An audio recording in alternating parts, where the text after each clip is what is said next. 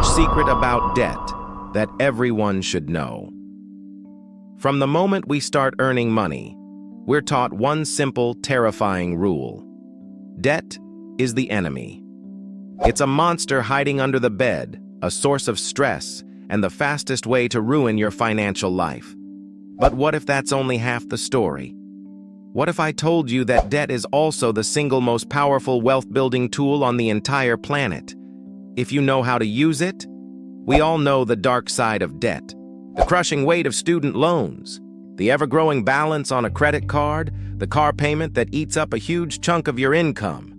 We've been trained to see all debt as a four-letter word, something to be avoided at all costs.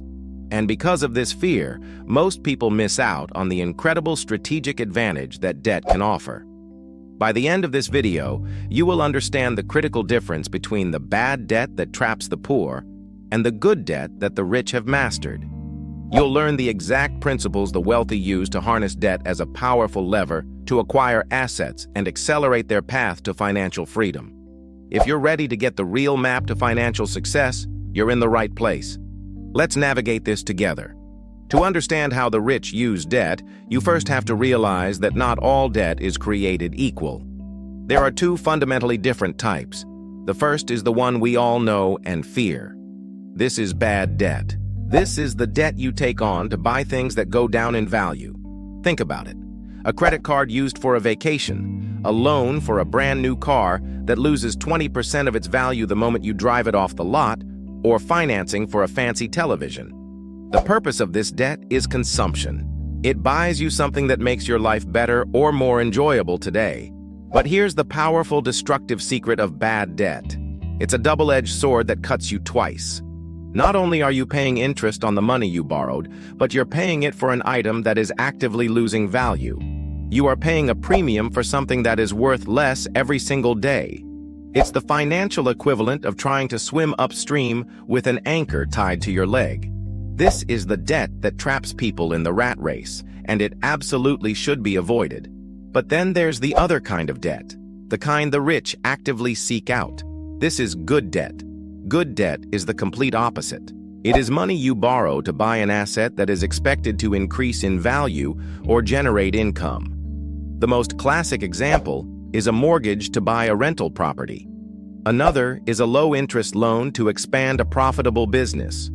The purpose of this debt is not consumption, it is production and investment. The powerful secret here is a concept called leverage. Good debt allows you to use other people's money, in most cases the banks, to control a large asset. You can control a $500,000 apartment building with only $100,000 of your own money. You get all of the benefits of owning the entire building, the rental income, the appreciation in value, while only putting up a fraction of the cost. This is how the wealthy amplify their returns and build fortunes far faster than they could with their own money alone. Quick pause. If you feel like you're getting a clearer direction on your financial journey from this video, then join our community of fellow navigators. Hit the subscribe button to ensure you never miss your weekly guidance from Capital Compass. Now that we understand the difference, how do the rich actually use good debt without getting burned? They follow a strict set of rules. Here are the three most important. Rule number 1. The asset must pay for the debt. This is non-negotiable. The rich do not use their own salary to pay for their investment properties or business loans. The income generated by the asset itself must be more than enough to cover all the costs of the debt, including the principal, interest, taxes, and insurance. For a rental property, the monthly rent collected must be higher than the monthly mortgage payment and other expenses. This creates what's called positive cash flow from day one. The asset isn't just an asset. It's a self-sustaining system that pays for its own financing. Here's your actionable step. Before ever considering a loan for an asset, create a simple spreadsheet. On one side, list the total monthly debt payment. On the other, list the conservative, realistic monthly income you expect from the asset.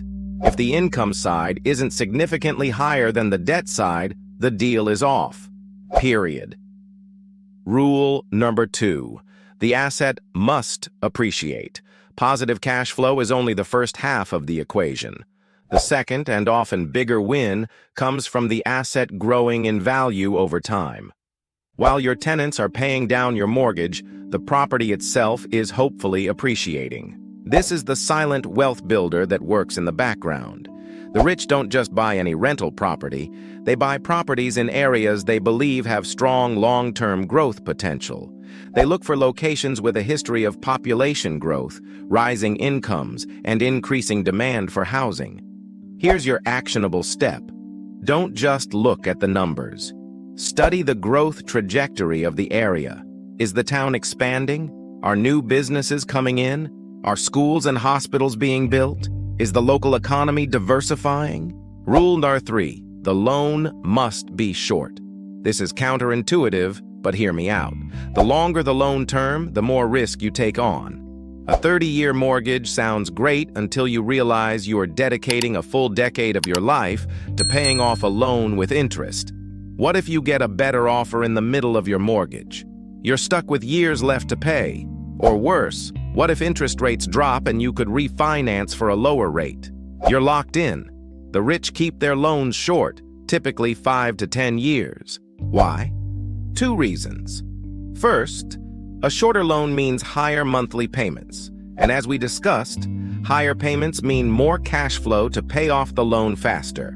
Second, a shorter loan gives you the flexibility to do what you want when the loan ends. You could pay it off early, refinance, or sell the asset. You're not chained to it. Here's your actionable step. When you meet with lenders, ask for the shortest loan term possible, even if it means slightly higher payments. Now, I know what some of you are thinking. Aren't these rules just a way to justify taking on more debt? Isn't that irresponsible? Look, I get it. Debt is a powerful tool. Used unwisely, it can be devastating. But let's be clear. Taking on debt for the sake of taking on debt is irresponsible. These rules are not a green light to go out and borrow money. They are guardrails to keep you safe if you decide to move forward. The truth is, debt is all around us. The banks, the government, corporations, they're all using it to grow and thrive. Why shouldn't you? The real question is not whether you should use debt, but what kind of debt you should use. The bad debt holds you back. The good debt propels you forward. The choice is yours.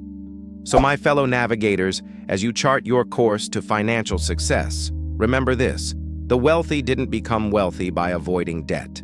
They became wealthy by mastering it. Use these rules wisely and you too can harness the power of good debt to build your fortune. And that concludes our navigation session for today. If you found this week's guidance useful, then it's time to take action. Leave a comment below sharing the most valuable lesson you learned today. Remember, your comments help us tailor future content to your needs. Plus, it's a great way to connect with our community of fellow navigators. Your voice matters, so don't hold back. Share what resonated with you, and let's continue this conversation. And while you're at it, hit the like button to show your support for this channel. Together, we can make financial literacy easy and accessible for everyone. Thanks for navigating with us this week. We'll see you next time.